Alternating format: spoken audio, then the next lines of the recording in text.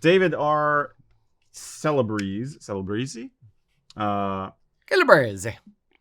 Yeah. Very Italian. Sorry, David. Asked us a while back, actually. Not to be morbid, but before one passes on, should one put one's kilts into the will? What would each of you do? Any special instructions you have on that topic? So what are you going to do if you're going to pass on and you have kilts? I'm going to expand it to other Highland stuff. Okay. Celtic stuff. Okay. Did you put your kilt in your will? Or do you get buried in it? How many kilts do you have? Say, which one's he getting buried in then? Exactly. What's your favorite one? Ooh, now I got a choice. Yeah. I would start with your inner circle. Do you have a family kilt? Do you have your wedding kilt? Do you have a kilt that is, in your family tartan? It's been in your family. Was it your father's kilt? In that instance, sure, I would probably put it in the will. If you have one child, great, goes to them. If you have multiple, children, especially if there's multiple males who would actually wear the kilt, as part of their cultural heritage, then sure, I would probably pick the oldest male and kind of go that way. That's a bit traditional, old timey, but that's fine. Or if one of them, like really, if the younger kid is into it and the older one, not so much, then maybe give it to the younger one. Give it to the one who appreciates it more. If you have multiple kilts and you have, multiple kids, great. Give them each kilt. But the things that mean a lot to you won't necessarily mean a lot to them. So if you're a serial kilter and you have some family kilts and you have some fashion kilts and you have some utility kilts and you have this, that, and the other thing, how do you plan your death? Well, you can plan your death. Please don't. Now, if you have a terminal illness and let's for morbidity's sake, let's assume they know that they're going to pass. Okay. Mm-hmm. I would maybe sell them off or give them away to members of the group. If you have like a Facebook group or something like that, members of the community where they're going to get use. You don't want to just, give it away to Goodwill necessarily, because it's just going to languish in the back of the Goodwill store forever.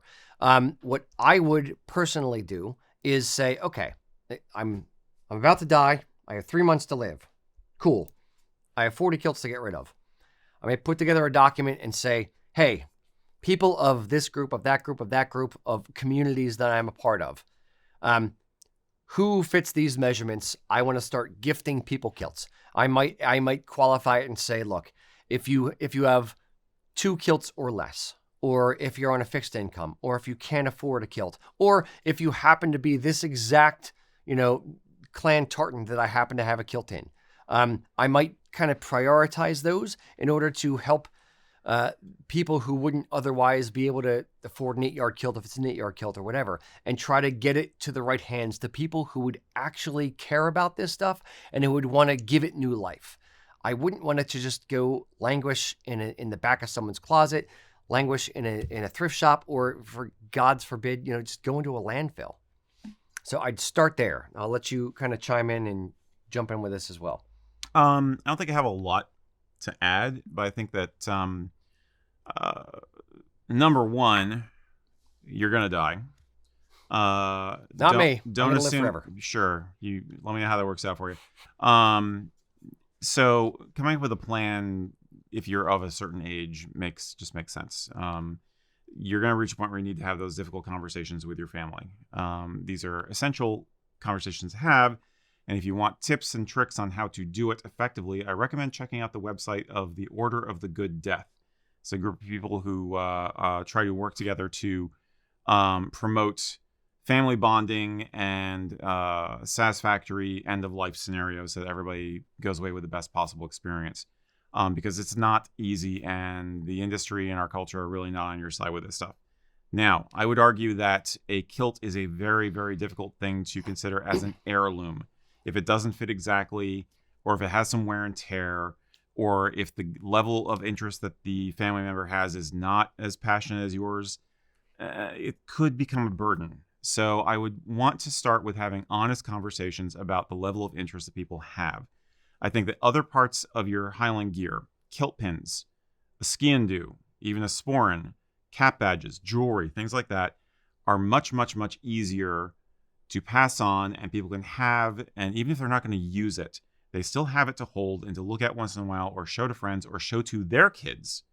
Okay, it has a certain kind of longevity and social glue that a kilt does not, because a kilt is a big freaking awkward piece of cloth unless you're putting it on your body. I think that there's something to be said for being more creative with it also, that basically you could say, hey, I want you guys to have these. Feel free to be creative with it. Like, use it for a photo, like do the, we talk about this for other purposes also, like do the wall hanging with it, turn it into something, use it, give it to Aunt Susie who does quilting and have her make a quilt out of pieces of the tartan. Okay. Do something that's going to be meaningful to you. I won't be around to worry about it, but I want you to be able to enjoy it. Give them that option. Okay. Don't let your kilt become a sacred cow. It's a strange way to put it, but yeah. I think that's critical to know. All of this depends on having honest communication up front. I very definitely agree with the whole point about giving things away. I think that you hear a lot of talk these days about downsizing when you're in your twilight years. I think that can be a very cathartic and healthy thing for all concerned. And you could help some kid who is passionate about their heritage, who's just getting into this, can't afford a kilt. You could be doing them a huge favor by giving them a kilt and a story that goes with it. So don't limit yourself to your family with this stuff. I think that's a really good way to think about it. Yeah, but other than that, everything you said is absolutely the logical way to go.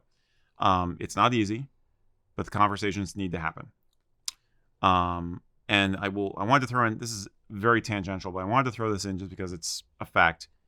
If you are considering being buried in your kilt, realize that in the process of dealing with your body, a mortician will probably have to do things to the garment that your family may not want to think about.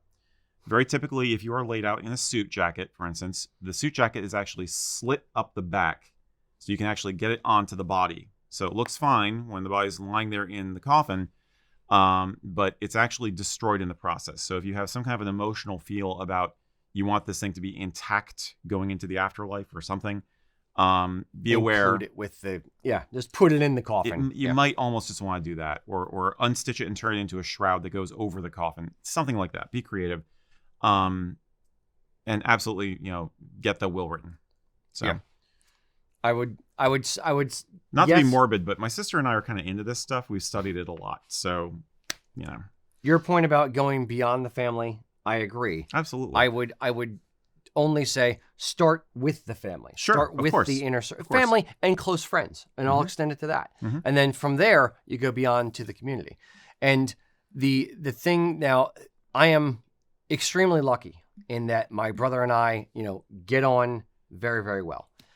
And my mom, since my dad has passed, my mom has been very transparent, and we've had multiple, kind of off the cuff at a family gathering. If it's my brother and I happen to be there with my mom, we'll talk about things like, okay, well, hey, once I pass, this painting is worth a lot of money. Don't just give this away.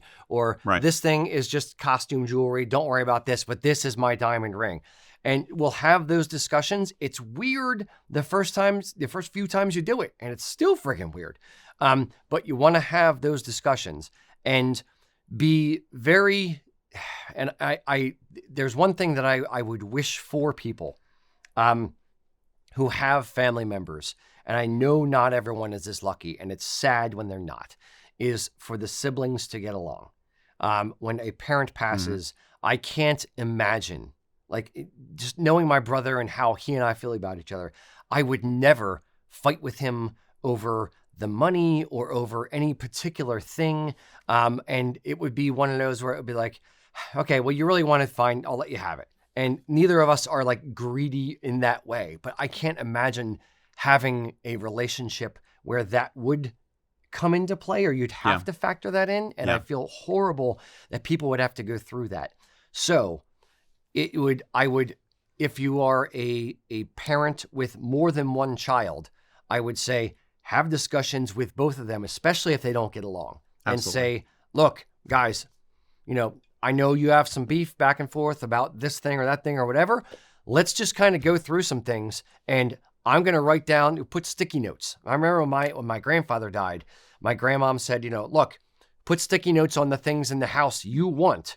Yeah. So that way I'll write it down for you and you'll each know exactly what you're going to get. Yep. These are weird discussions to have. And you don't want to think about your family members, your older family members dying, or if you're the older family member, you don't want to think about, the strife that's going to be left in your wake.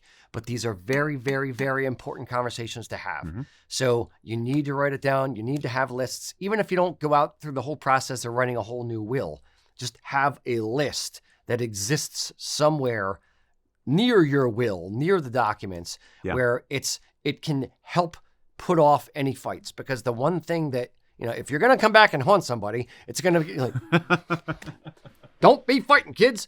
So you would not rest easy knowing that your kids are fighting over your stuff, or family heirlooms, over money or whatever. So making sure that stuff is all buttoned up as much as it can be. And it's never 100%, but getting as much or as close to good or perfect as you can make it, you're going to make their lives easier. Like when my mom goes away, she lives half her life in Florida, and she has a document sitting on the counter. In the event of my death, here's all the things. Here's the people you contact. Here's where the bank accounts are. Here's all the things. Go. Yep. So it is a gift you are giving to your kids, whether they know it or not, whether they care right now or not, whether they think it's weird and morbid or not. It doesn't matter. Do it. Yep. Because you're helping them get through what will be a very difficult process in missing you and trying to put the pieces together and not knowing what is happening and where things are while grieving. Doing that kind of thing is definitely going to help them out. Right on. Cool. I'm in. That's basically it. Yep. And in the process of the conversation will be difficult at first, but it gets easier the more you get into this. And the silver lining is that this is an opportunity to get some of those stories passed on for sure and cemented. Yes. Okay, because the memories are going to be very important, more important in some ways. So it's a three-legged stool: a will, a living will, and an end-of-life plan. In other words, who's going to do what, how you want to be processed, all that kind of stuff. Okay, if you can get those in place, then it'll be good for the harmony of the family. And I think, I think it's wonderful to be able to have something like a kilt that you can pass on. I mean, to get back to the original point, I think it's a wonderful idea, and I would absolutely do it if they want it, and I'd want them to be honest with me about it. Yep. So I'm going to give one more weird flyer of a thought. And it frankly, it's part of the reason why I do all of these videos for posterity, for your kids, for your grandkids, for your 6th grade grandkids. Here's what you do. If you have 1, 2, 7 kids, doesn't matter what it is, have them over, have someone set up a camera, put their cell phone on a tripod and record and just have a discussion about your parents, about your grandparents, about all the family stories you know of, and record it. Just have it. And then throw it up on YouTube or on Vimeo or whatever it is. It's going to get 6 views. It doesn't matter. You know who those 6 views are? Your grandkids. And they're going to have those stories and that conversation 50 years, 100 years, 200 years from now. And they're going to be able to go back. Imagine if you were able to see your great-grandparents over in Scotland in 1827 and the stories that they would have been able to tell you living in their times and their grandparents. Wouldn't you love to have that? Give that gift to your grandkids and your great-grandkids.